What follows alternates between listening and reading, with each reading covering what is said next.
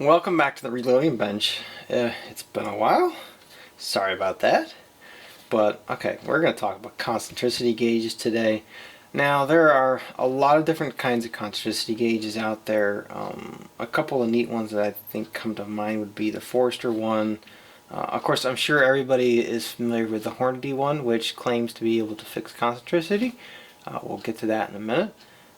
And then there are concentricity gauges that are very, very expensive, like the Sinclair. There's Bullet Centrals, I think, has one as well. But really, concentricity gauges usually do one thing. They will tell you whether or not a bullet has run out once it has been loaded. And as you can see, this one here has not even half a thousandth run out. I'd say it's about 4/10 all the way around. This is a BRX, 6 BRX with a 95 grain VLD in it. And that's because I'm using good dies.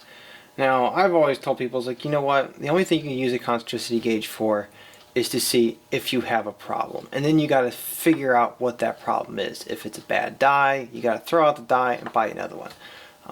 If it's maybe something's wrong with your press, maybe you need to clean your press. Now, there's a lot of different things you can do.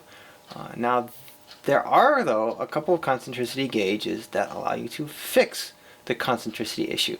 I would caution you on this, however, because concentricity actually has a smaller effect on accuracy than neck tension.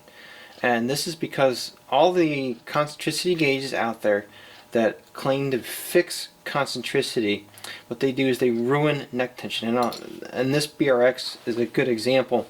And we've got a fairly short neck here. And I'm gonna bash on the Hornady gauge here for a second. So the Hornady gauge, I mean, not only does it not really indicate correctly because it grabs the rim, which isn't supported in the chamber, but to fix concentricity, it actually bends the entire cartridge, which is a big no-no. And what that's going to do is that's going to make your round-to-round neck tension radically different, and that's going to increase your standard deviation dramatically, and it's also going to cause just flat-out flyers. I know I have taken ammo with varying neck tension into the range and shot it and found that it was, very inconsistent, and then take another batch, same load, same primer, same brass, same bullets, with which ammo that I know has consistent neck tension, and they'll shoot very well. Now, this guy in particular, this is the only concentricity gauge out there that I know of that allows me to read concentricity and also fix concentricity issues. However, with one caveat, and that's that it doesn't really destroy the neck tension. And the way it does it is kind of this little ingenious method of using a tamper rod. And basically, you're going to basically jar the bullet into straightness, kind of like. And here's an example. So, like, let's say if you were to take a nail and we're trying to hammer it into a piece of wood, it's probably not going to destroy the wood or the nail. But if you were to take that same nail and maybe put it in like a big arbor press and try to press the nail in, the nail is going to get destroyed every single time. This is the same idea here, where we're not destroying the nail by bending the ammo. Okay, we're not destroying the bullet by bending the ammo. Instead, we're tamping on it and basically just introducing some vibrations that will actually jar the bullet and cause it to settle straight. And we're only doing like a couple thousandths here and there. Now, I gotta find, I'll give you an example here. Let's see if I can find one that's actually crooked. Alright, so that one, that's almost 2 thousandths out. This is just a barrel cut off here. Now this, here I'll show you this too. So this gauge, there's actually a rubber O-ring right here, which you can pull up so that it'll give you greater range of motion, or you can pull it all the way down and it'll keep the tamper rod out of the way if you're doing other things, if you just want to read concentricity. So I'm going to pull that up so that it drops all the way down. I'm going to set this back in here, so we're going to find the high side, and I tapped it a little too far, but there's under under half a thousandth now. And we're just doing the slightest bit of jarring.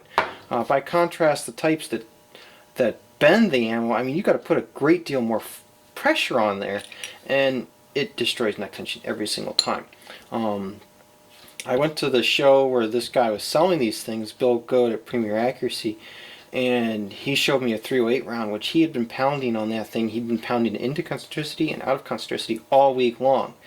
And then, like, when I went and visited him in his shop like a week later, he had that same bullet there. We put it in a bullet puller and pulled it out in the press, and what do you know, it was the same amount of neck tension as a piece of ammo that hadn't been pounded on. So this is the only one out there that I know of that doesn't destroy your neck tension, which is a more important factor. But you know, with this gauge you can get both. You can get both the concentricity perfect, and you can keep your neck tension exactly consistent, as long as you know you're doing all the other things right, annealing and using proper, well set up dies. Now let's show you a few other things that this thing is capable of doing. So I can reverse these pins, put these down here, and then it comes with another set so that we can basically check to make sure that out of our sizing die, and for that, this is a fired case. Actually, we can check our chamber here and make sure that our chamber doesn't have any run out in it. This is a BRX, so it's probably not going to have any.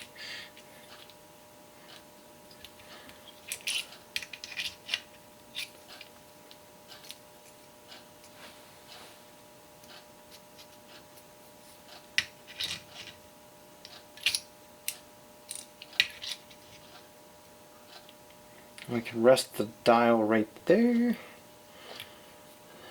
and tighten that down.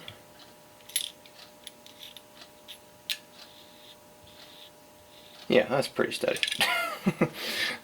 There's no run out there. Now these here have been sized. Let's go ahead and set it up for, this is a bigger case. This is a 6.5 BR Lapua.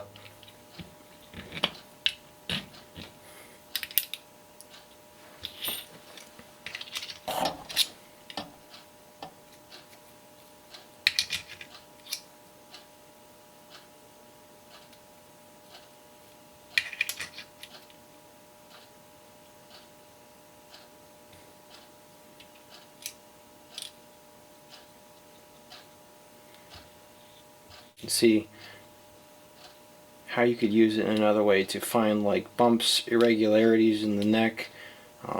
It can tell you a lot of things. Like this here is wobbling up and down by about 1,000th, almost 2,000ths, maybe 2,000th and a half every once in a while. That could be dirt that's on the neck, which means I may need to actually clean my sizing die. So there's a lot of different things that this can tell you. So concentricity gauges, they absolutely do have their place, and more than anything, it's to tell you things that could be wrong with your dies. And that's like the two functions that a concentricity gauge should perform. It should tell you if there's concentricity issues in either the brass or the bullet once it's been loaded, and once it has been loaded, it should give you the option to fix that concentricity. I mean, if it doesn't give you that option, then you know it's half of a concentricity gauge, in my opinion. I mean, what's the point of, okay, I've made 100 rounds of ammo and all of them are, you know, 5 or 6 thousandths out of concentricity. Now what do I do? Do I pull all 100 rounds and try it over again to see if it actually works? Well, with this guy right here, you can actually fix that issue. And he's adjustable in a lot of different ways. Like you can see the tamper head can be moved back and forth. This guy right here actually has two different ends. One would be for like your larger bullets. You can see it's quite a bit deeper, and the other one's shallower for like your smaller bullets. It has like a different radius in there. And all the parts have a pretty nice fit. You can hear the air being sucked out of that hole there when I pull that out.